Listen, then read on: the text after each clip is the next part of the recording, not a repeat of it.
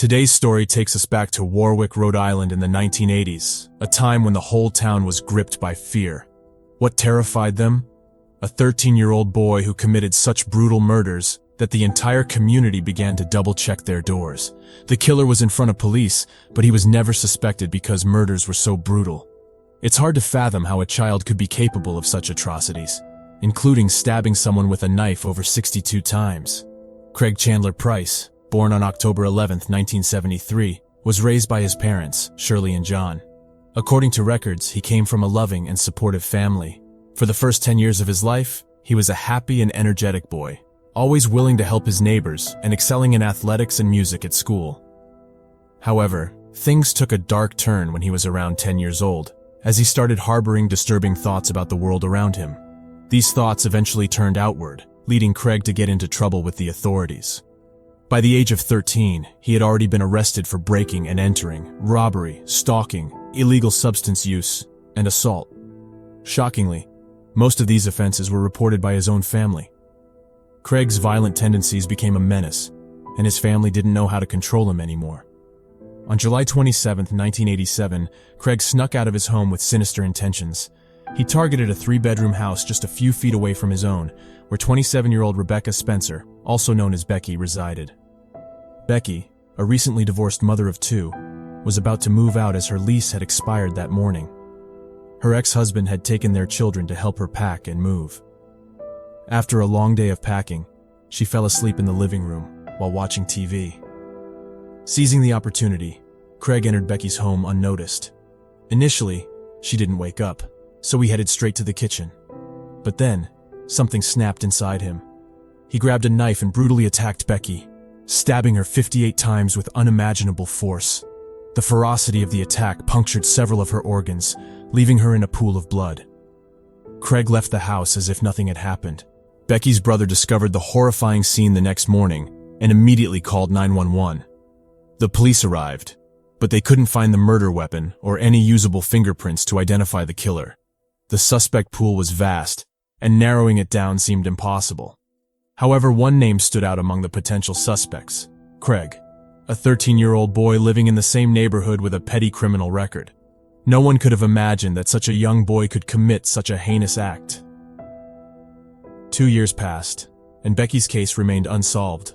Craig, now a high school student, continued living his life like any other teenager around him. But the taste of blood lingered, and he realized that the police were no closer to catching him. This realization drove him to kill again. If he had evaded capture before, why not do it again?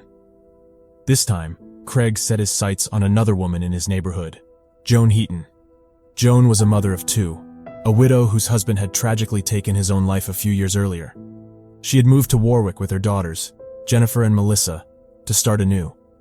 Little did she know that her new home was just down the street from Craig Price. On September 1st, 1989, Craig broke into Joan's home and made his way to the kitchen. He grabbed a large knife, which Joan had purchased that very day. However, the noise alerted Joan, and she came downstairs to investigate. A terrifying encounter ensued, and Craig brutally attacked her, overpowering her with his size and rage. Jennifer and Melissa, awakened by their mother's screams, witnessed the horrific scene unfold before their eyes. Joan, despite putting up a valiant fight, succumbed to her wounds. Craig turned his attention to Jennifer, stabbing her 62 times. When Melissa finally reached the phone to call for help, Craig attacked her an additional 37 times before using a chair to break her neck.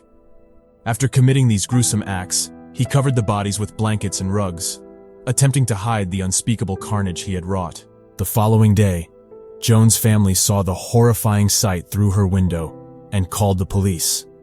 The first responders were met with a truly gruesome scene: 3 bodies that had been utterly destroyed, concealed beneath blankets. As the police investigated, the Warwick community lived in fear, knowing that a serial killer known as the Warwick Slasher was on the loose. The attacker targeted single mothers and repeatedly stabbed them with kitchen knives. The investigation eventually yielded 2 crucial clues. First, the attacker's footprint, size 13, was found inside Joan's home. Second, an FBI profiler determined that the attacker likely injured himself during the crimes. The tip of the blade had broken off inside one of the victims, suggesting that Craig had harmed himself in a fit of rage.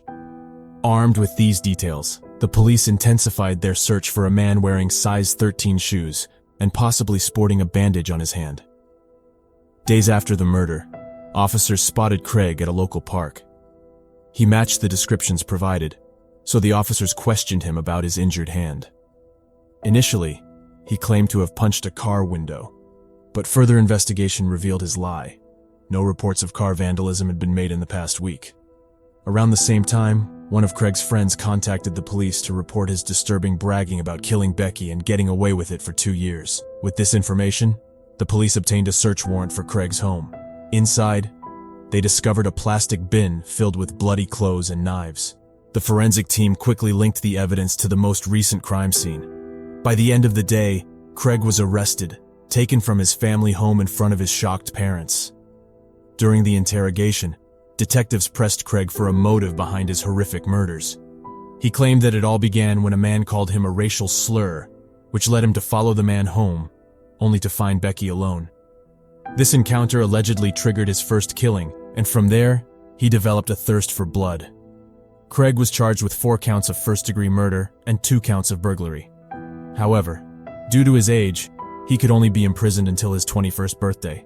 Needless to say, this verdict sparked widespread panic. How could justice be served when a cold-blooded killer like Craig Price would eventually walk free?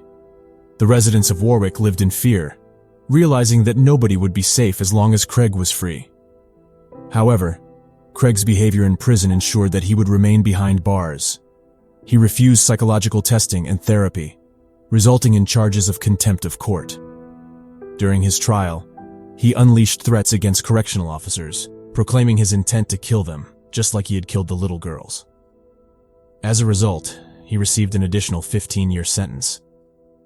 In 1996, Craig received another year added to his sentence after biting off a guard's finger. He continued to refuse treatment, leading to another 25-year sentence, with 15 years suspended. Then, in 2017, he viciously attacked another inmate with a homemade knife. If not for this incident, he could have potentially walked free by 2019. Currently, he is scheduled to go on trial next month in Florida for allegedly attempting to murder another inmate. If acquitted, it will be up to Rhode Island prosecutors to ensure he remains in custody as a probation violator. Otherwise, the 45-year-old could be a free man by next year. Despite the additional sentences and ongoing legal battles, it seems unlikely that Craig Price will ever experience true freedom again. However, for the women and children he took away from this world, justice remains elusive. The Warwick community, once gripped by fear, can only hope that they will never have to face such a terrifying ordeal again. Thank you for joining me today as we uncovered the chilling tale of Craig Chandler Price, a murderer who instilled terror in a small town. If you found this story intriguing, make sure to subscribe to my channel for more riveting murder mysteries and crime stories. Stay safe, and until next time.